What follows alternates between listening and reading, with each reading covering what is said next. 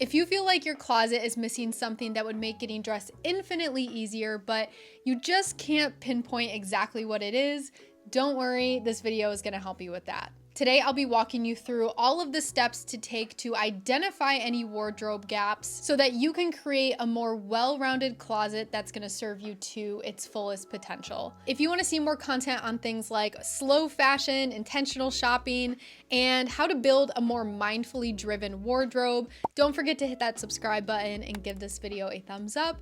And without further ado, let's just get right into it. So the first step to identifying gaps within your wardrobe is to do an audit of what you already own. This process is really important in order for you to gain some clarity on where the strengths and the weaknesses are within your wardrobe. And while it does take some time, I do think that it's really important to remove the notion from your head that you should fill these gaps immediately. If you want to find some items that are going to serve your wardrobe for the long haul, this takes intention, and intention takes time. So the way that I recommend you do this is to categorize your clothing into different sections like tops, bottoms, dresses, skirts, shoes, etc. And there's a couple different ways that you can do this audit. You can of course write it down in a notebook. I know my hand would be cramping if I did that. So you can also do an Excel sheet or a Google Sheets. Or in my opinion, the most efficient way is to just digitize your wardrobe using an app like Index or Wearing.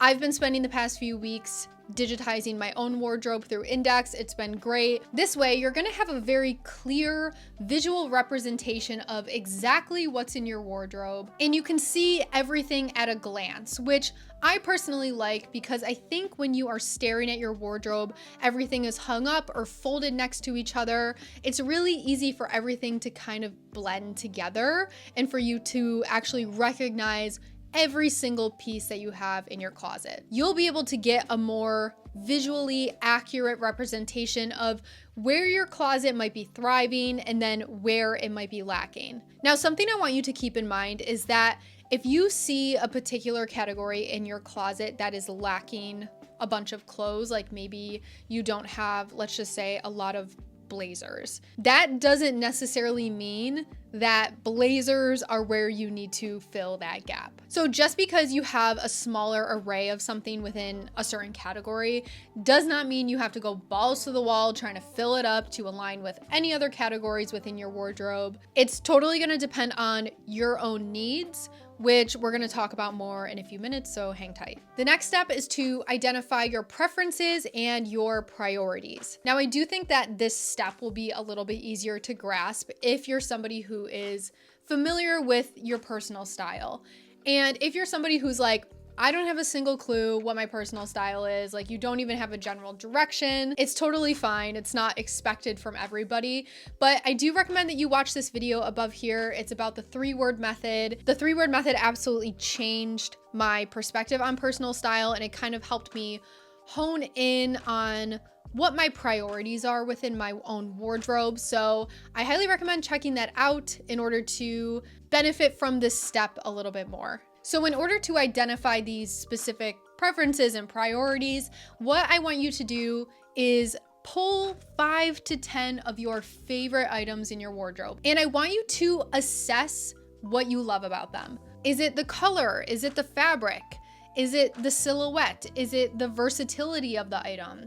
Is it that you can wear it from day to night? Like, look at the overall characteristics of the item, not just physically, but also what you can actually do with it, and determine what those qualities are. And why I think it's really important to understand what your preferences and your priorities are is that so when you do identify a gap, you're able to assess it amongst these characteristics and qualities that you look for in items, and you're able to fill your wardrobe with pieces that are actually going to align with what will serve you well. This is all about building a healthy relationship with your clothes. I say it time and time again. Having a healthy relationship with your clothes is the best way to have a confident wardrobe. It's the best way to have a fulfilling wardrobe, and I just think it's very, very important. The next step is to identify where you're struggling to get dressed. So take a moment to reflect on your weekly routine, your monthly routine, and either write down or just mentally list all of the things that you're doing on a regular basis. So this could be things like you're going to work every day, you are picking your kids up from school, you're going to the gym, you're going out to dinner, you are running errands, you are lounging at home. And once you've made this list, I want you to pinpoint the areas where you feel like you're struggling. This is really important because you want to be able to identify these gaps within the spaces that are the most important parts of you. Maybe you notice that every single time you go out to either pick up your kids, you go to run some errands, or you're just doing something quick and casual outside of the house, all you have are leggings to throw on. And you wish that you had some really cute but comfortable joggers instead of leggings. Or maybe you're starting to hit the gym more often and you're like, I only have 3 sports bras. So you find yourself either re-wearing a dirty sports bra, or you find yourself having to wear some type of other bra to the gym, or whatever the case may be. Like, these are all examples of places in your life where maybe changes are happening, or changes don't even have to happen. These are all spaces that I could benefit from something else being within my wardrobe. The next step is to identify which pieces unlock the most potential within your closet. So this is where the process gets really fun, because I want you to narrow down some items or some pieces that are actually going to make a difference within your lifestyle and within your preferences, and obviously within your closet. So this is where I recommend you identify anywhere from 1 to 5 key items that are going to benefit your wardrobe the most. So if you're lacking on something for work, that might be a priority. If you're lacking on something for more casual days, more running errand days, or hanging at home days, that might be a priority. The point of this step is to start small, start intentional, so that you're able to identify which pieces are going to enhance your wardrobe in the most meaningful and the most impactful way. You can be as specific or as general as you would like. The most important part of shaping these identifying factors or these identifying items that you want is to make sure that you keep your preferences in mind when it comes to color and fabric and silhouette, or whatever we identified a few steps back. Just make sure you're keeping those in mind. The next step is to source the item and visualize it with other pieces within your closet. So I want you to identify a priority piece. Again, we're starting small, we're starting intentional. You don't have to go crazy adding 10, 20 things to your wardrobe. Sometimes one is enough. So identify what piece is going to be the best for you right now. I think it's important to examine the relationship that they potentially will have with other pieces within your closet. And this is all about just making sure that whatever you're buying is going to work well with other pieces in your wardrobes. Digitizing your wardrobe, this is another great example of where this comes into play. You can look at the options that you have for your new shirt or new pants or new dress, whatever the case may be, and look at the items in your wardrobe and say, okay, that could work well with this, with this, with this. Or maybe you're like, I can't really find anything that this is working well with, so maybe I'll need to pass and kind of re-examine what I'm looking for. As always, I encourage you to shop secondhand if it's available to you, whether it's at your local thrift store or maybe it's online. I find that when you are shopping secondhand in person, it's better if you have a more general idea of what you're looking for. But if you're looking for something a little bit more specific, then shopping secondhand online on a place like ThredUp might be a good option for you. Make sure you're looking at different brands and materials and price points.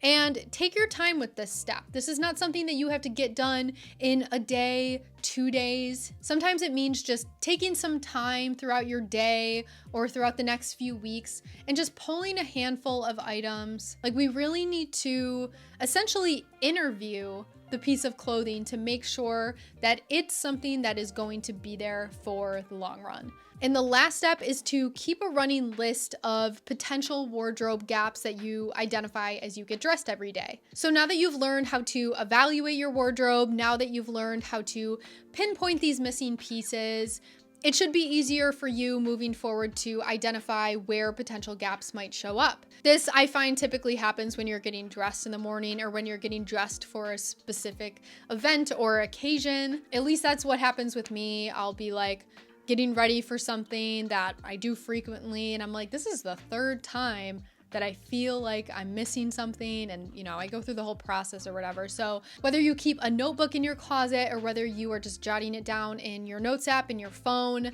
this is a really great way to see what's missing from your wardrobe. And then when you have those consistent moments of like, you know, I feel like there's something else that could serve me, you can refer to the list and say, okay, let's go through the process of which of these items are a priority to me and really identifying which items are going to be able to serve you the best. And it's gonna help you make more thoughtful and more strategic decisions as you move forward with building a fulfilling wardrobe. All right, you guys, that is the end of the video. I hope this was helpful for you. If you've gone through the process, if you've identified a gap within your wardrobe, I would love to know what it is. Like, is it a very specific or general item? Have you found it yet? Or are you kind of in the process of finding it? Let me know in the comments down below. I would love to hear about it. As always, thank you so much for watching. I am so appreciative of your support, and I will see you guys next time.